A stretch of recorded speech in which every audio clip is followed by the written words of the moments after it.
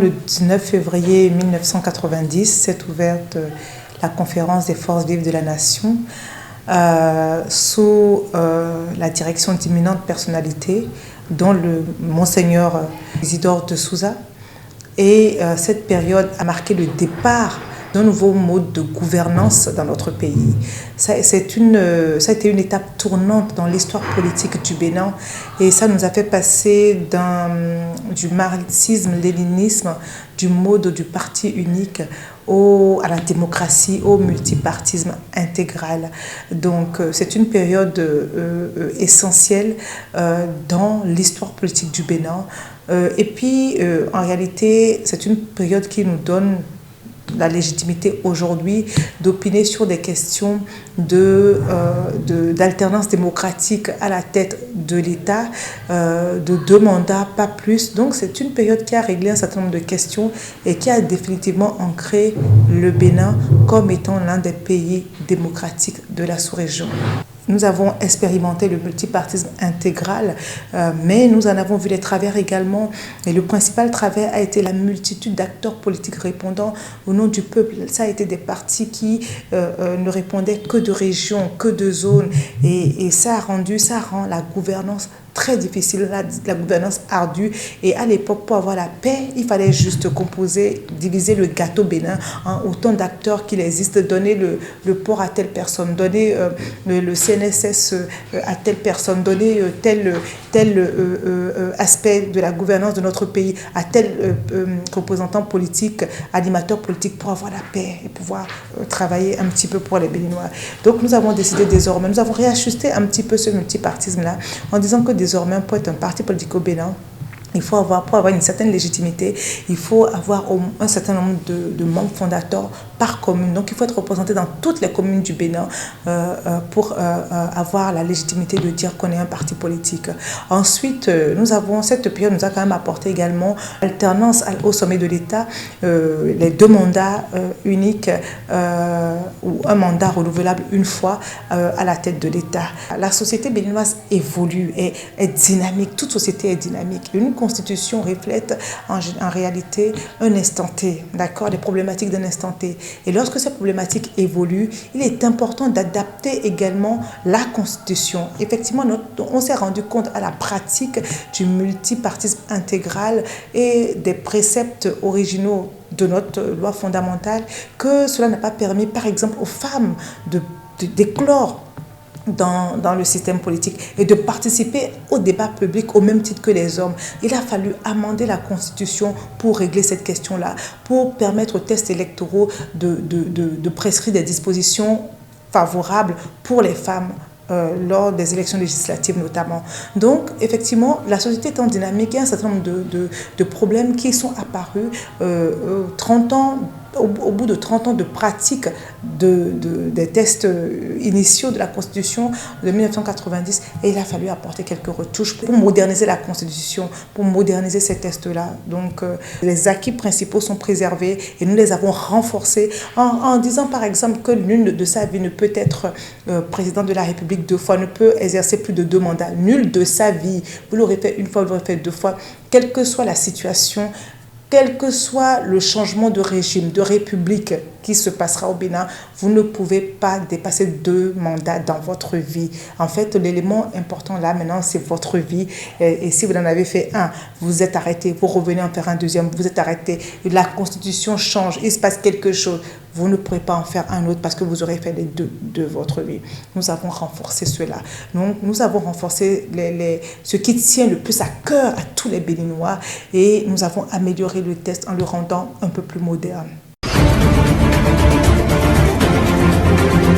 C'est déjà les congés de détente. Les enfants sont depuis vendredi 16 février 2024 au repos. Après plusieurs mois de cours, cette période marque la fin du 2e trimestre de l'année 2024. Bon, on a une semaine de congé.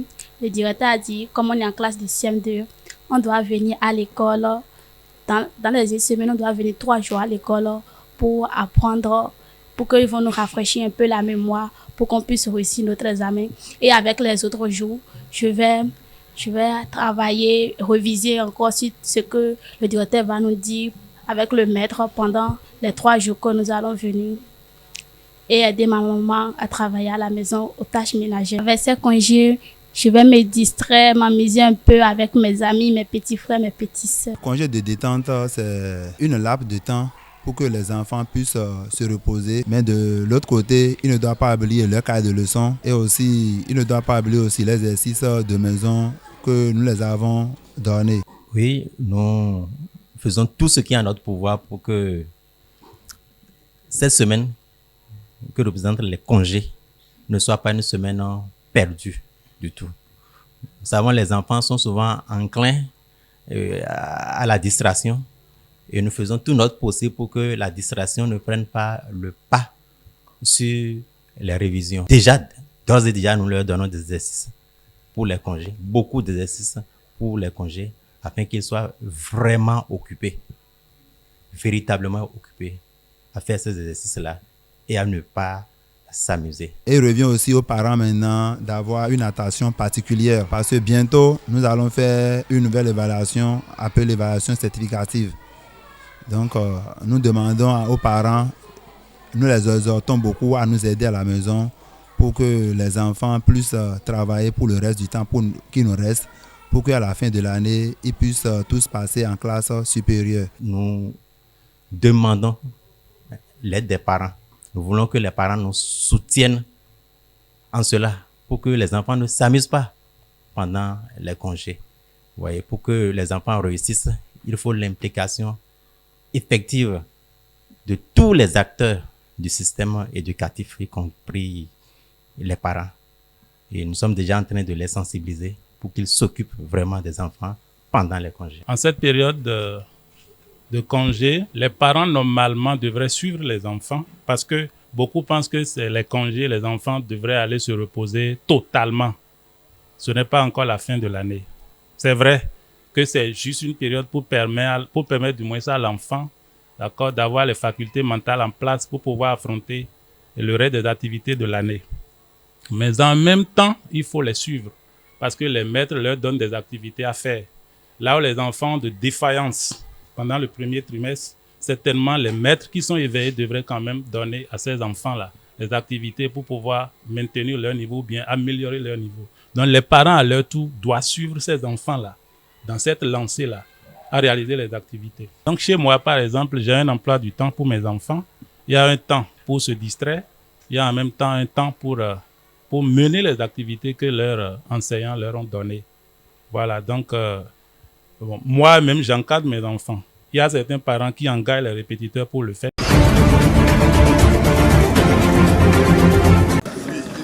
Métropolis 2024. Voilà en quelques mots la trame de cette manœuvre militaire qui a pris ses quartiers ce 16 février 2024 au quartier Togbe.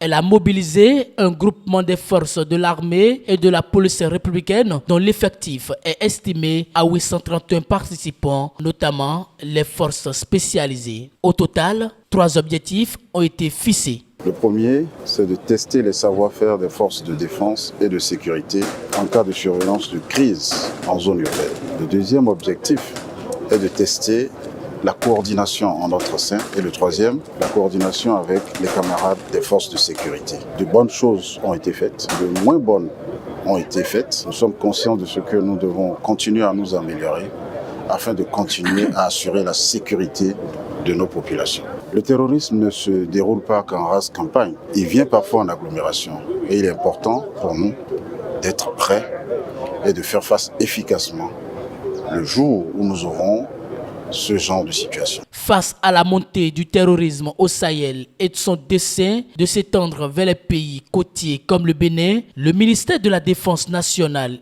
et l'état-major général des armées du Bénin concentrent les réflexions sur la prévention, la prudence et l'anticipation. Cette manœuvre militaire s'inscrit dans cette vision. Elle met l'accent sur la culture de la cohésion entre les forces. J'étais avec le chef quand on a vu le WhatsApp qui disait qu'il était en résidence surveillée et je l'ai regardé. On a ri. Au niveau de l'armée, il n'y a rien qui se passe. L'armée est républicaine et l'armée est loyale à son chef, qui est le président de la République. Toutes les supputations qui ont eu cours sur les réseaux sociaux, c'est des fake news. Mais ceux qui signent de telles fake news, un jour, vont se voir rattrapés par la loi sur le numérique. Ce qui m'a particulièrement intéressé, c'est le volet assistance médicale aux populations. C'est un volet qui crée un lien fort entre nos forces de défense et de sécurité et nos populations. Un seul mot, anticiper. Quand on est force de défense et de sécurité et que vous n'anticipez pas ce que moi j'ai vu aujourd'hui, oui, ça me rassure, ils sont à la hauteur de tout ce qu'on met. Métropolis 2004 a connu une particularité. En effet, les médecins militaires ont saisi cette opportunité pour offrir aux populations de la localité des séances de consultation et de dépistage gratuits en médecine générale, ophtalmologie, dermatologie, ORL et autres. Une initiative qui crée un lien fort et solidifie davantage les relations armée-nation. Je suis très contente. Ils m'ont reçu, ils m'ont donné les médicaments gratuitement. Je suis très émue. Dans cet hôpital militaire de campagne, plusieurs spécialités sont installées. Dans le cadre de l'exercice, nous avons déployé de la médecine générale, ce qui est de la base. Nous avons déployé aussi également un médecin ophtalmo, et un médecin ORL pour tout ce qui est oreilles et ainsi de suite.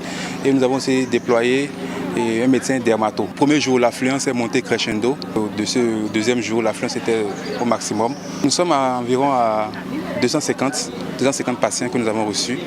Donc si on va faire le dispatching, et près de 80 ont été reçus par l'ophtalmo sur les 2 jours, 30 par l'ORL et aussi environ une trentaine par le dermato. Le reste sont passés en médecine générale. Nous avions mis en place une pharmacie de base pour permettre aux patients de recevoir des traitements pas trop compliqués, tout au moins pour leur permettre d'entamer un traitement afin de voir éventuellement s'il faut voir d'autres spécialités. Les bénéficiaires ne se sont pas fait prier.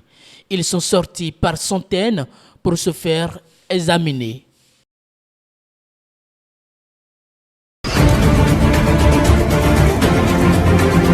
La question de la sécurité a été réexaminée sous des angles, je crois, assez intéressants, en ceci que nous sommes partis de la sécurité perçue comme sécurité des États à un concept de sécurité plus global, c'est-à-dire la sécurité, par exemple, qui inclut non seulement la sécurité des États, mais aussi la sécurité des personnes. C'est important que les parlements, en suivant ce type de discussion dans le monde, disons, élargissent leur perception de ces questions-là qui, ma foi, ne sont pas toujours des questions qu'on aborde au quotidien à l'intérieur de chacun de nos pays. Vous voyez déjà, au Bénin, il y a déjà le Parlement des jeunes qui a été déjà créé, qui se saisit de ces solutions pour apprendre à se forger une armature solide pour la chose politique et le développement de notre pays. Recrutons pas que, déjà il y a le caucus des femmes. C'est un critère dans lequel les femmes parlementaires se retrouvent, n'est-ce pas, pour discuter des questions brûlantes et des questions importantes de la nation. C'est le lieu pour elles de participer de façon beaucoup plus ardue, représentant ainsi la classe féminine, la chambre féminine, qui est l'une des classes les plus grandes et plus marginalisées dans les pays.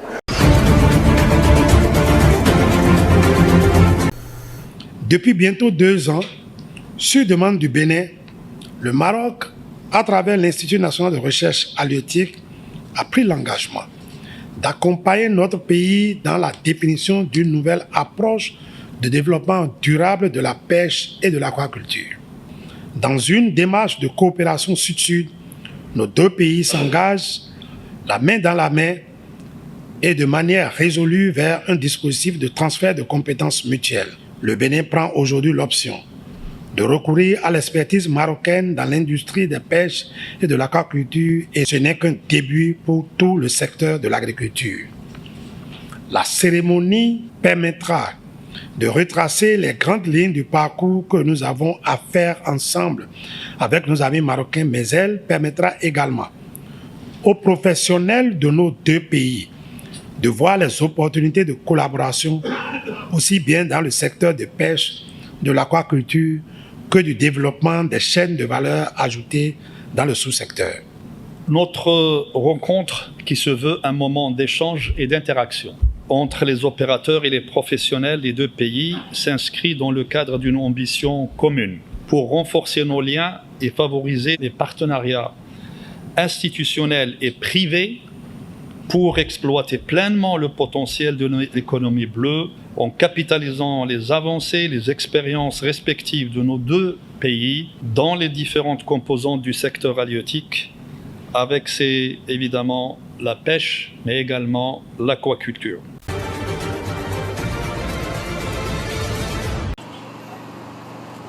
La monnaie nigériane a atteint un niveau historiquement bas. Lundi, le naira nigérian a chuté sur les marchés officiels et officieux et les actions ont enregistré leur plus forte baisse en une journée depuis plus d'un an. La monnaie est tombée à 1712 naira pour $1 en fin de journée sur le marché officiel et à peu près au même niveau sur le marché officieux après avoir prolongé ses pertes. Un effondrement qui inquiète les investisseurs qui ont vendu des actifs locaux. Cet événement intervient alors que le Nigeria est confronté à une pénurie de dollars qui pousse la monnaie à baisser, bien que le gouverneur de la Banque centrale, Olayemi Cardoso, ait déclaré que les quantités de liquidités en devises étrangères s'amélioraient. Cette dernière chute de la monnaie et des marchés boursiers intervient après que des données ont montré jeudi que le taux d'inflation du pays s'était encore accéléré en janvier. Il avait atteint près de 30% en termes annuels en raison de la flambée des prix des denrées alimentaires.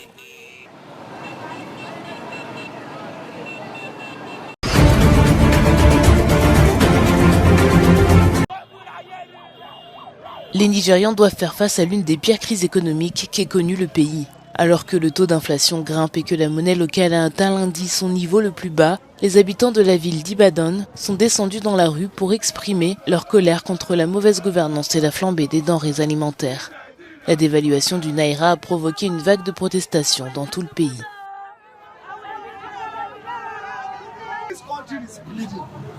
Ce pays saigne, ce pays est en colère. Les gens souffrent. Aujourd'hui encore, personne ne peut se permettre 3 repas par jour, ni même 2. L'inflation touche tous les produits, les aliments, le ciment, le tissu, les moteurs de voitures et les transports d'un point à un autre. Tout est cher. Il n'y a rien que nous puissions faire facilement au Nigeria. Nous espérons seulement que les choses s'améliorent. Même nos parents se plaignent et nous aussi nous nous plaignons. Les gens veulent aller à l'école, mais il n'y a pas d'argent. S'il vous plaît, aidez-nous à supplier le président Tinubu. À ce jour, le naira s'effondre à 1528 unités pour $1 américain. Cet événement vient ajouter une pression supplémentaire sur les Nigérians qui subissent les difficultés liées aux réformes gouvernementales, comme la suppression des subventions à l'essence.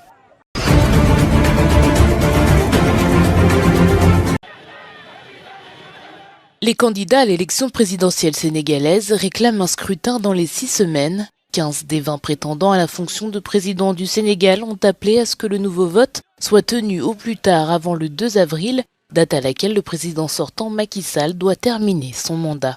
Les 15 candidats insistent également sur le fait que la liste des candidats approuvés ne doit pas être modifiée.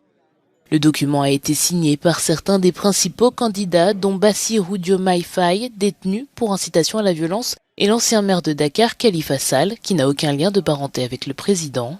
Le chef de l'État souhaitait reporter les élections de plusieurs mois afin de résoudre les différends relatifs à l'éligibilité des autres candidats. La plus haute juridiction du pays a qualifié ce report d'inconstitutionnel, à la suite de quoi le président Macky Sall a déclaré que ce scrutin se tiendrait dès que possible. Samedi, à Dakar, la capitale, des manifestations avaient encore lieu dans les rues de la ville pour faire pression sur l'organisation du scrutin présidentiel, pour qu'il ait lieu le plus rapidement possible.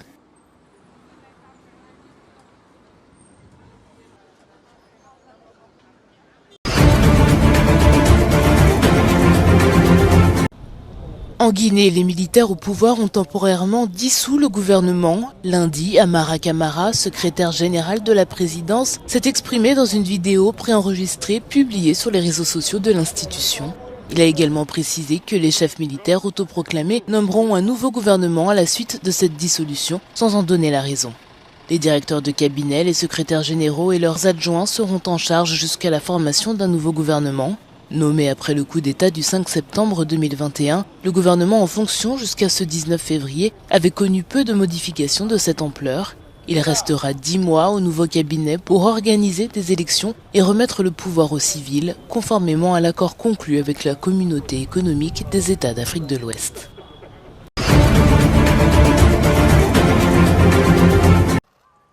Raila Odinga a annoncé sa candidature à la tête de la Commission de l'Union africaine. Le chef de l'opposition et ancien Premier ministre kényan s'est adressé aux médias à Nairobi. Le leader d'Azimio, la Umoja, a officiellement déclaré qu'il était prêt à occuper le poste de président de la Commission de l'Union africaine, après avoir été haut représentant de l'UA pour le développement des infrastructures en Afrique entre 2018 et l'année dernière. Préoccupé par le phénomène de la fuite des cerveaux, M. Odinga a exprimé son mécontentement face au sort des jeunes Africains contraints de chercher des opportunités à l'étranger en raison des conditions économiques difficiles. Il s'est engagé à tirer parti de son leadership pour transformer le destin de l'Afrique et faire du continent une puissance économique. Accompagné de l'ancien président nigérian Olusegun Obasanjo, qui a approuvé sa candidature, Raila Odinga compte sur ses réseaux au sein de l'organisation continentale. La succession de Moussa Faki Mahamat était au cœur des échanges lors du 37e sommet de l'institution achevé ce week-end. Le second mandat du Tchadien à la tête de la Commission de l'Union africaine arrivant à son terme à la fin de l'année. Le président de la Commission de l'Union africaine est le chef de l'exécutif et le représentant légal de l'UA.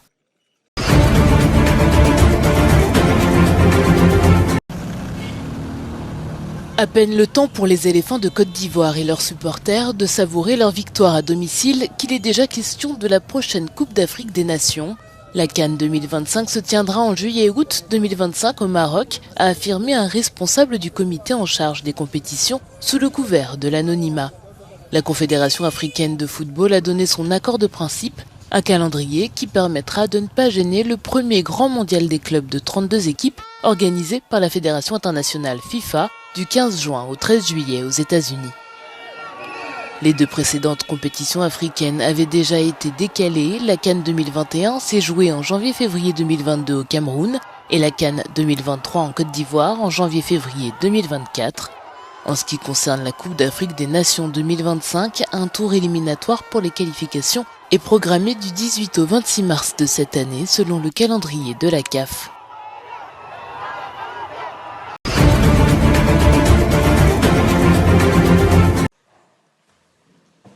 L'Afrique du Sud a soutenu qu'Israël est responsable de l'apartheid à l'encontre des Palestiniens. Mardi, devant la plus haute juridiction des Nations Unies, l'ambassadeur d'Afrique du Sud, Vusi Madonzel, a déclaré que l'occupation par Israël des terres recherchées pour la création d'un État palestinien est intrinsèquement et fondamentalement illégale au regard du droit international.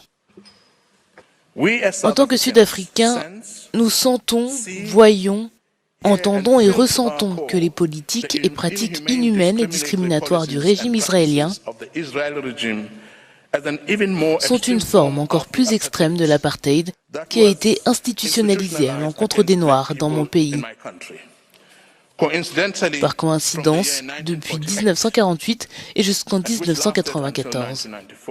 Les représentants sud-africains s'exprimaient au deuxième jour des audiences de la Cour internationale de justice concernant une demande d'avis consultatif non contraignant de l'Assemblée générale sur la légalité de la politique d'Israël dans les territoires occupés. Cette provocation d'Israël a déjà conduit au meurtre de dizaines de milliers de Palestiniens, dont environ 30 000 au cours des seuls 4 derniers mois. Par conséquent, nous devons nous demander quand l'impunité dont jouit Israël depuis des décennies pour les violations généralisées et systématiques des droits de l'homme et les violations des normes impératives du droit international prendra fin, si ce n'est pas maintenant. Il faudra probablement attendre des années avant qu'une décision finale soit rendue dans cette affaire, mais la Cour a émis une ordonnance préliminaire enjoignant à Israël de faire tout ce qui est en son pouvoir pour empêcher la mort et la destruction.